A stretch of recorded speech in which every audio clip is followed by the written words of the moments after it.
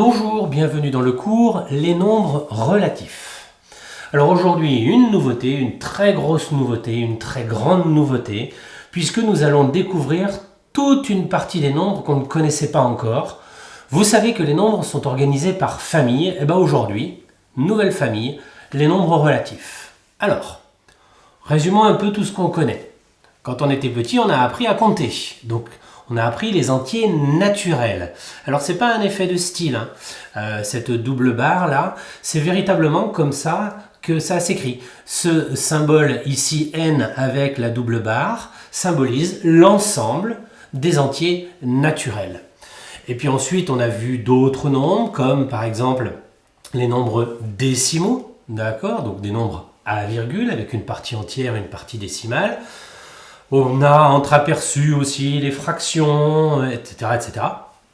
Aujourd'hui, nouveauté, l'ensemble Z, c'est comme ça qu'il s'appelle, ce sont les nombres relatifs. Alors, pourquoi inventer un nouvel ensemble de nombres? Pourquoi inventer des nouveaux nombres? Parce que, en fait, on en a besoin pour résoudre des problèmes qui peuvent paraître très très simples, mais pour lesquels on n'a pour l'instant pas encore de solution.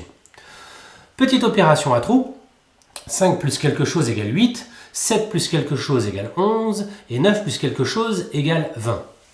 Jusque-là, pas de souci.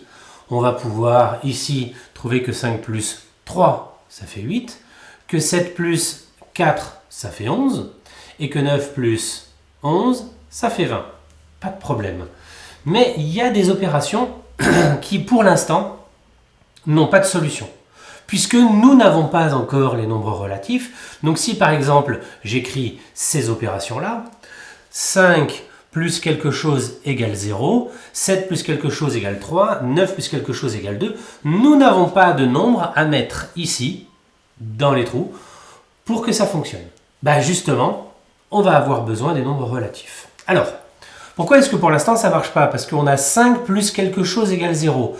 On se doute bien que si on ajoute quelque chose à 5, on ne va pas pouvoir revenir en arrière sur 0. 7, si j'additionne quelque chose, je vais forcément trouver quelque chose de plus grand. Eh ben non. On va pouvoir, entre guillemets, tricher grâce à ces nombres relatifs. On va dire que 5, si je l'additionne à moins 5, je trouve 0. C'est-à-dire que je vais avoir un nombre qui aura la même valeur que 5, mais qui va me faire revenir en arrière sur l'addition. C'est moins 5. 7 plus quelque chose qui fait 3. En fait, il faudrait que je recule de 4 pour passer de 7 à 3. Reculer de 4, je vais utiliser le chiffre moins 4.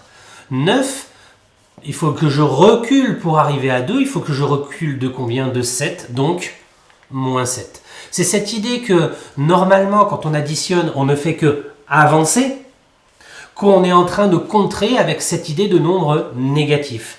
Et en fait, jusqu'à présent, on rangeait les nombres, alors qu'ils soient entiers ou décimaux, sur un axe gradué. On partait de 0 et on allait comme ça vers la droite, on mettait la flèche au bout et puis on empilait les nombres comme ça à partir de 0. Il se trouve que de l'autre côté, il y aurait la même chose. Vous voyez, jusqu'à présent, on avait l'habitude d'être là et d'avancer ici. Qu'est-ce qu'on va faire? On va dire, cette demi-droite graduée, puisqu'elle partait de 0 et elle allait de ce côté-là, on va pouvoir faire la même chose de l'autre côté, partir de 0 et aller dans l'autre sens, dans le sens des nombres négatifs. Alors pour les distinguer, on va mettre un moins sur les nombres négatifs et un plus sur les nombres positifs.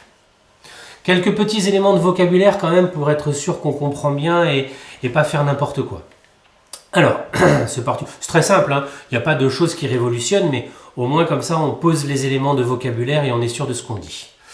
Un nombre avec un signe plus, c'est positif. Alors il va falloir faire attention, le plus qu'il y a là, ce n'est pas un plus d'addition. C'est un plus qui signale que, sur mon petit schéma tout à l'heure qui était là, il est dans la partie verte, il est après 0, il est dans les nombres positifs. Alors que les nombres avec un signe moins seront appelés négatifs. C'est ce qui était tout à l'heure dans ma partie rouge ici, rien à voir avec la soustraction. C'est un signe, il indique de quel côté de 0 il est. Bah tiens, de quel côté de 0? Parlons-en de 0. 0 n'a pas de signe. 0, il est à la fois négatif, à la fois positif, il est ni l'un ni l'autre. Bref, on pourrait écrire plus 0, moins 0. Ça n'a pas de sens, ça sert à rien. Donc, on écrit 0, tout simplement. D'ailleurs, c'est le seul sur lequel on aura l'opposé, en fait. C'est ce que je vais dire ici. L'opposé de 0, c'est lui-même, en fait.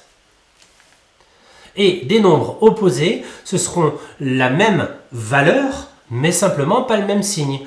Moins 4 et plus 4, ils ont ce qu'on appelle la même distance à 0. Ils sont aussi éloignés l'un que l'autre de 0, sauf qu'il y en a un qui est du côté rouge, négatif, et l'autre qui est du côté rouge, positif. Voilà. Donc positif, négatif, et nombres opposés, 0 n'a pas de signe.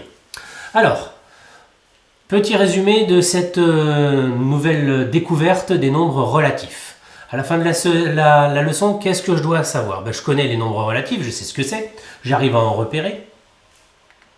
Je connais le vocabulaire des nombres relatifs, positifs, négatifs, distance à 0, tout ce genre de choses-là.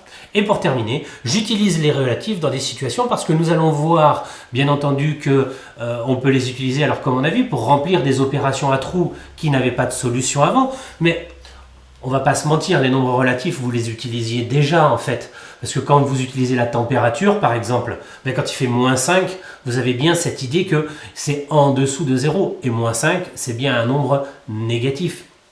Quand on donne l'heure, on se donne rendez-vous à 11h moins 10. Moins 10, on est bien dans les négatifs. C'est 11h moins 10, c'est 10 minutes avant 11h.